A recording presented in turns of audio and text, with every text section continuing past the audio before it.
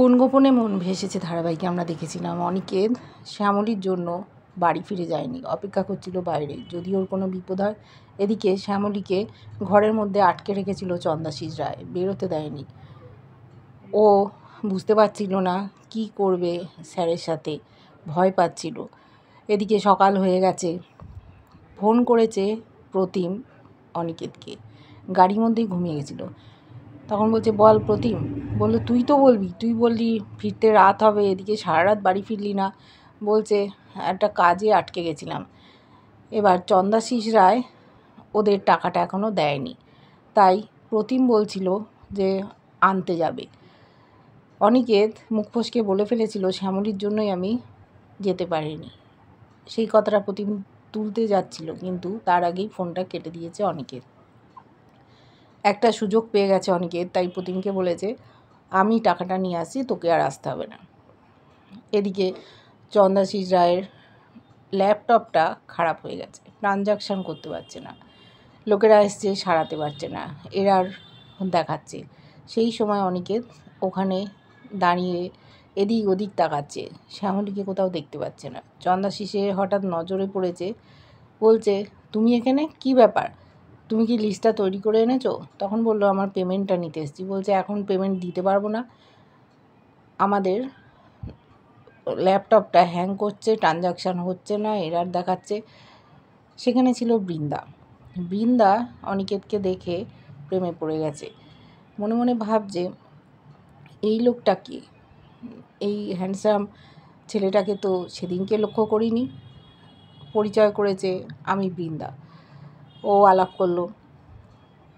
অনিকেত বলছে, আমি কি একটু দেখতে পারি ল্যাপটপটা, কি প্রবলেম হয়েছে?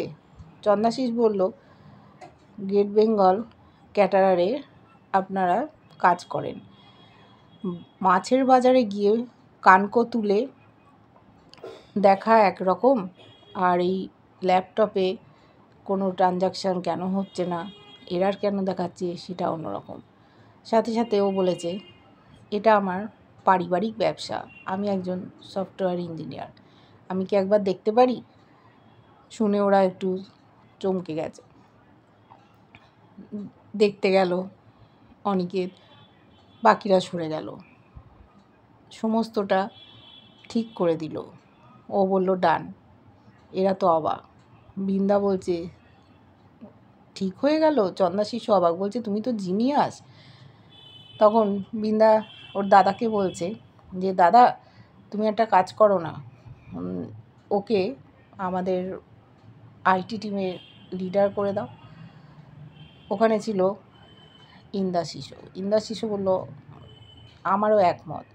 চন্দাশিস আর দ্বিমত করলো না, জিজ্ঞেস করলো, তুমি আমার কোম্পানিতে কাজ করবে, মাইনে নিয়ে ভেবো না, তোমাদের পেমেন্টটাও আমি দিয়ে দেবো, এই তো ঠিক হয়ে গেছে। ও ভাবছে খানিকক্ষণ কী করবে, তারপর বলল, আচ্ছা ঠিক আছে, আমি রাজি। বললো, তাহলে কাল থেকে জয়েন করো। একদিনও অপেক্ষা করতে পারছে না, বলল, আজ যখন এসছি আজকেই আমি জয়েন করে যাই। ওরা মুখ চাচাই করছে, বলছে, আজকে? বললো, হ্যাঁ, দেখুন আমি তো ল্যাপটপটা ঠিক করে দিলাম, বলা তো যায় না, আবার এরার দেখাতে পারে, তখন আপনি আবার আমাকে ডাকবেন, তার থেকে আজ থেকেই আমি কাজটা শুরু করে দিই। বলছে চন্দাশিস, হ্যাঁ, এটা একদম ঠিক কথা বলেছো তুমি তাহলে আজ থেকেই কাজটা শুরু করে দাও। বৃন্দা বলল, আমি আপনাকে দেখিয়ে দিচ্ছি রুমটা। আলাপ করে নিয়েছে বৃন্দা, ঘরে নিয়ে গেছে, একটা ঘর, সেখানে কেউ কোথাও নেই। বৃন্দা বলল, এখানে বসে আপনি কাজ করবেন। খুব খুশি অনিকেত। বৃন্দা চলে যেতেই এদিক ওদিক তাকাচ্ছে। বৃন্দা বলেছে, কোনো প্রয়োজন হলে আমাকে ডাকবেন। এদিকে শ্যামলী ঘুমোচ্ছিল।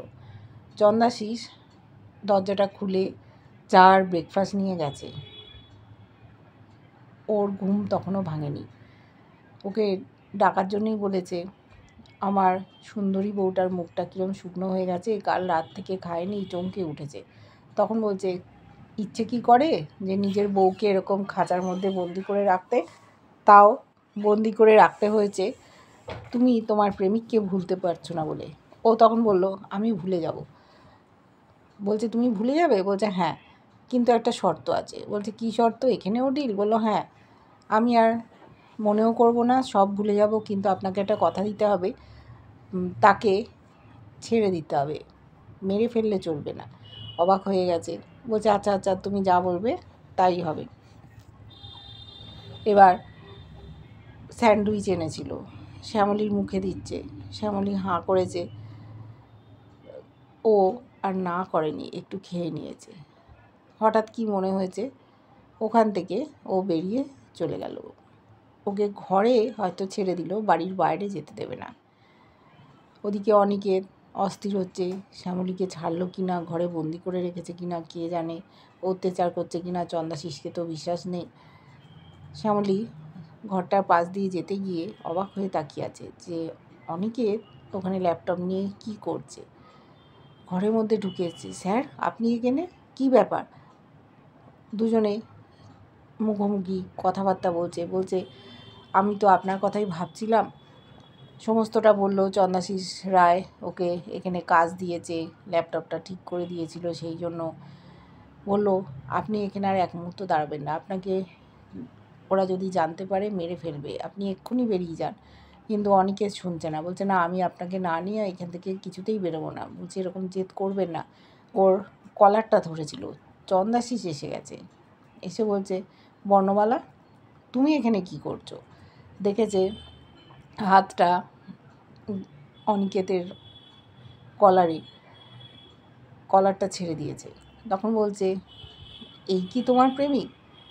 বলতে যাচ্ছিল, সাথে সাথে শ্যামলী বলছে আপনি কি কাজ করেছেন বলুন তো, এইরকম একটা ছেলেকে কাজে ঠিক করে দিলেন। আমি বললাম আমার ফোনটা সারিয়ে দিতে, সফটওয়্যারের প্রবলেম হচ্ছে, আমার মুখের উপর কথা বলছে না আমি এইসব করব না, আমি ফোনের কাজ করি না, আমি ল্যাপটপে কাজ করি। এত বড় সাহস হয় কী করে? ও একটু চমকে গেছে, ওদিকে অনিকেতও মুচকি হাসছে যে কী করে ম্যানেজ দিল। সামনে এগিয়ে গেছে, অনিকেতকে ইশারা করলো বলতে, অনিকেতও তাই বললো হ্যাঁ আমি তো ফোনের কাজ করি না, আমি ল্যাপটপ ছাড়াই ল্যাপটপে কাজ করি, আমি তো একজন ইঞ্জিনিয়ার, এইসব কাজ করতে পারবো না। খুব রেগে গেছে। এবার চন্দাশিস অসম্মান করতে যাচ্ছিল শ্যামলীকে, তখন বলল আপনি তো লোকজন সবার সামনেই আমাকে অসম্মান করেন, বাইরের লোক, এদের সামনে নিজের স্ত্রীকে অসম্মান করতে আপনারও বাধে না? এর আগেও ওনার সামনে আমাকে অসম্মান করেছেন, এখনও করতে চাইছেন, কেন এগুলো করছেন? আমাদের নিজেদের ব্যাপার নিজেদের ঘরের মধ্যে থাকলেই হয়। তারপর উপায় নেই দেখেছে, তখন অনিকেতকে এসে বলছে দেখো তুমি ম্যাডামের কাজটা আগে করে দাও, তোমার টপ বস কিন্তু ওই ম্যাডাম। অনিকেত মুচকি হাসছে আড়ালে। এবার ও উঠে এসছে, শ্যামলীর কাছে এসে বলছে কই দিন আমাকে। ফোনটা দিতে গিয়ে ও হেসেছে, বলল 15 মিনিট আমি সময় দিলাম, এর মধ্যে আমার ফোনটা কিন্তু আপনাকে সারিয়ে দিতে হবে, বলে ওখান থেকে বেরিয়ে চলে গেল। চন্দাশিসও বলল আগে ম্যাডামেরটা সারিয়ে দাও, আর তোমাকে কিন্তু বলেছি ওর প্রেমিককে আমি খুঁজে বার করবই, করে একদম মেরে ফেলবো, তুমি লিস্টটা দাও। চলে গেল। এদিকে শ্যামলী উসখুস করছে, ঘরে ঢোকার চেষ্টা করছে, কিন্তু ঘরে ঢুকতে পারছে না। কি করে স্যারকে এখান থেকে বার করবে? এই বাড়িতে রাখলে তো হবে না, যদি ধরা পড়ে যায় মুশকিল হয়ে যাবে। দেখেছি বৃন্দাও ওই ঘরের কাছে আসছিল, চমকে গেছে শ্যামলী, বলছে কি ব্যাপার তুমি এখানে, তোমাকে দাদা ছেড়ে দিল? ও মনে মনে ভাবছে এখন রাগ দেখালে হবে না, ধরা পড়ে গেছিল, তাই নরম হয়েই থাকতে হবে। বলল যে তোমার দাদা ছেড়ে দিল, তাই আমি যাচ্ছিলাম। বললো দাদার তো তুমি মাথাটা চিবিয়েই খেয়েছো, দাদা তোমার একেবারে বসে চলে এসছে। তারপর ঘরে ঢুকেছে, ঘরে ঢুকে অনিকেতকে বলছে যে আপনি তো কফি খাননি নিশ্চয়ই? বললো না। বললো আমি কি এনে দেবো? বলছে না আমি এখন কফি খাবো না। তখন বলছে রঘুদা তো ভালো করতে পারে না, আমাদের এই বাড়ির কাছে একটা কফি শপ আছে, আপনি কি যাবেন? দুজনে মিলে একটু কফি খেয়ে আসবো। আড়াল থেকে শুনছিল শ্যামলী, বলছে ও এই ব্যাপার, আমার স্যারের দিকে হাত বাড়ানো হয়েছে, দাঁড়াও তোমার মজা দেখাচ্ছি। টুকি মারছিল শ্যামলী। অনিকেত বলল এখন আমি কোথাও যাব না। তখন বৃন্দা বলছে এই চাকরিটা যে পেলেন আমার জন্যই তো পেলেন, আমাকে তো একটা ট্রিট দেওয়া উচিত ছিল। তখন অনিকেত বলল ঠিক আছে আমি পরে দিয়ে দেবো। যাচ্ছিল চন্দাশির পাশ দিয়ে, বলছে কী ব্যাপার বর্ণমালা, তুমি এখানে কি করছো? বলল, আমি আর কি বলবো, আমি ফোনটা তো নিতে এসেছিলাম, কিন্তু তাকাতে পারছি না ঘরের দিকে। কি দরকার ছিল যাকে তাকে বাড়িতে ঢুকিয়ে দেওয়ার, কাজ দেওয়ার? আপনি এটা ঠিক করেননি। চন্দাশিস দেখছে ওর বোন বৃন্দা অনিকেত মল্লিকের হাতটা ধরেছে, শ্যামলীও সেটা দেখেছে। এবার ঘরের মধ্যে ঢুকে গেছে চন্দাশিস। সে কি করবে? বোনকে কি শাসন করবে, না বোনের জন্য পাত্র খুঁজতে ব্যস্ত হয়ে পড়বে? শ্যামলীও এদিকে অস্থির হয়ে যাচ্ছে। স্যারের পরিচয় যদি জানতে পারে তাহলে আস্ত রাখবে না, মেরে ফেলবে। খুঁজে বেড়াচ্ছে বর্ণমালার প্রেমিককে। সে যে ঘরের মধ্যেই বসে আছে সেটা বুঝতে পারছে না। অনেকে তো এই বাড়ি ছেড়ে কিছুতেই যাবে না। শ্যামলী অনেক বোঝানোর চেষ্টা করেছিল, কোনো লাভ হয়নি।